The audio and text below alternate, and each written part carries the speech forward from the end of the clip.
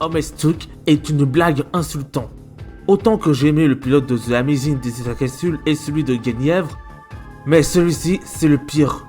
Non seulement j'ai adoré mes 3 séries web qui sont sorties sur YouTube, mais aussi la série de Kemkep. Viz Viepod aurait pu faire une série tout public avec la petite fille et anciens élèves de Miss Berry, mais elle préfère faire une histoire qui se déroule en enfer.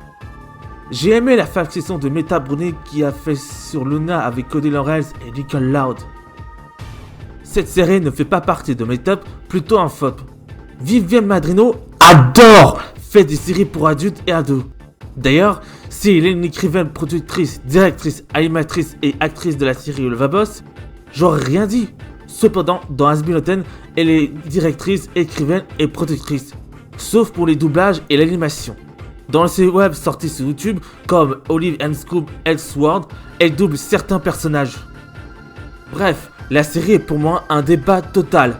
Une série d'animation très mitigée qui n'apporte rien. Il avait 2 millions de vues sur YouTube. C'est moins bien que les seules séries qui avaient reçu une critique que celui d'Has Been Hotel ou The Amazing Digital Circus. Mais bon, je veux pas vous parler de la critique, mais avant tout, je vais vous faire le résumé du pilote d'Homestuck. Le pilote nous met un homme à la capuche marron où il zoome sur une ville devant une maison. Dans une chambre, il y avait un enfant qui met sa chemise. Une fois qu'il l'a mis, la caméra recula pour voir l'enfant. L'homme à la capuche commença de faire le narrateur.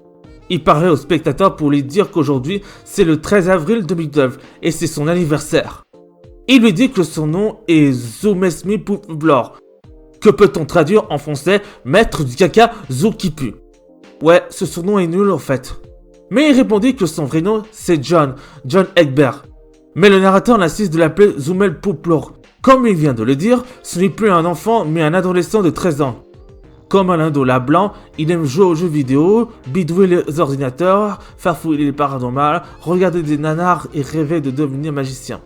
Alors qu'il trouva un papier, probablement un cadeau, il a reçu un appel d'un ami pour lui souhaiter un joyeux anniversaire. John lui reçut son ami Dave Strider. Dave demanda à son ami de quel bulletin l'a reçu.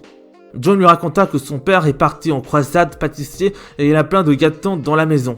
Mais la bonne nouvelle, c'est qu'il a acheté une affiche d'un film pour son fils. Dans sa chambre, Dave comprit que le père de son ami avait une fête abominable des années 80 pour son pire collection, lui en demanda. Mais sa réponse c'est Little Monster. Alors qu'il essaie de trouver un truc pour accrocher son affiche de son film, le narrateur continue de parler. Il expliquait un Siladex.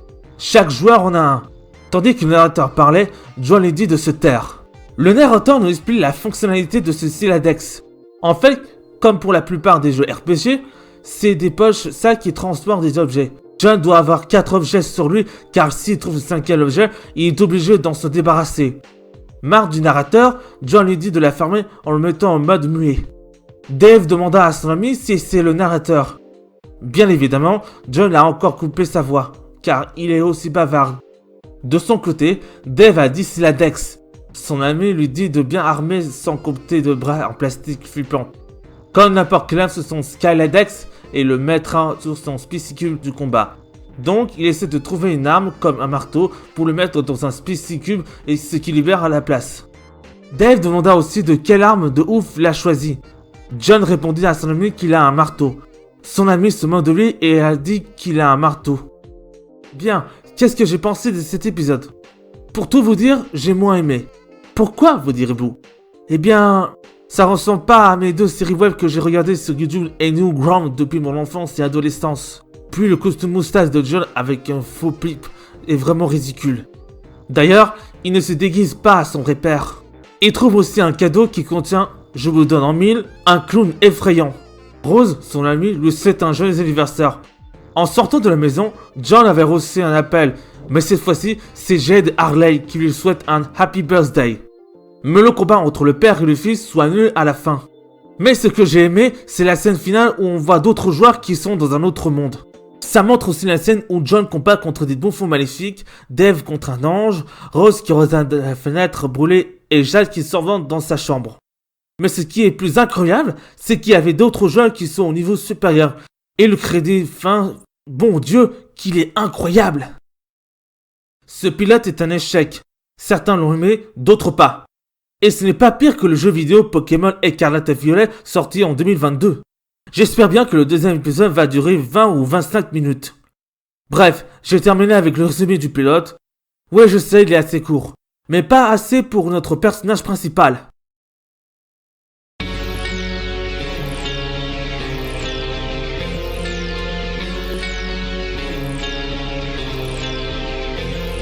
John Egbert est un personnage principal de la série Homestuck.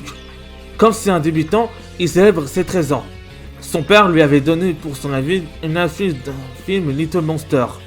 Bon, pas la peine de donner un bon don, je vais vous dire que j'ai jamais regardé la série Homestuck dans mon enfance ni dans mon adolescence.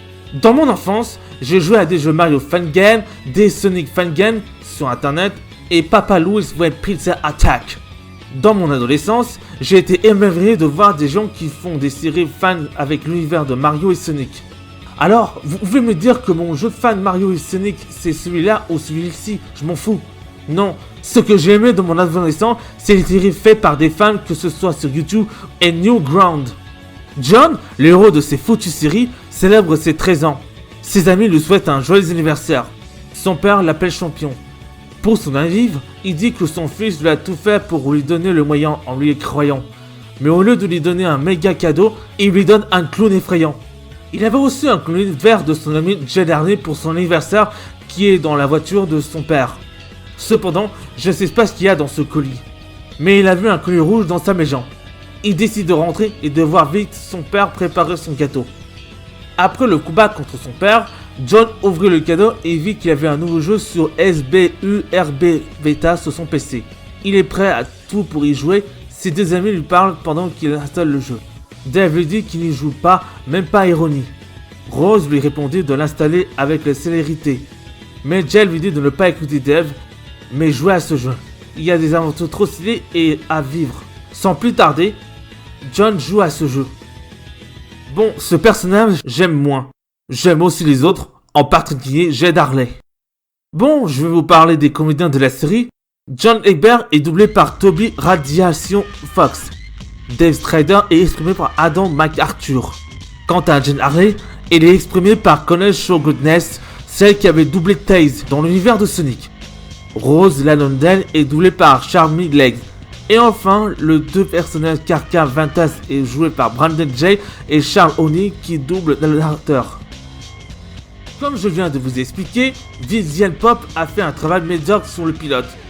Je pense que même si l'épisode 2 fonctionne, je pourrai faire un review plus long qui durera 30 minutes. De mon côté, je vais faire d'autres reviews en mois de décembre. Et si la série est annulée, autant de se concentrer sur les séries Les Chevaliers de Guenièvre. Si vous aimez tout ça, n'oubliez pas de laisser un petit pouce bleu. Et si vous voulez une vidéo plus dingue que celle-là, n'oubliez pas de vous abonner à la chaîne et d'activer la petite cloche.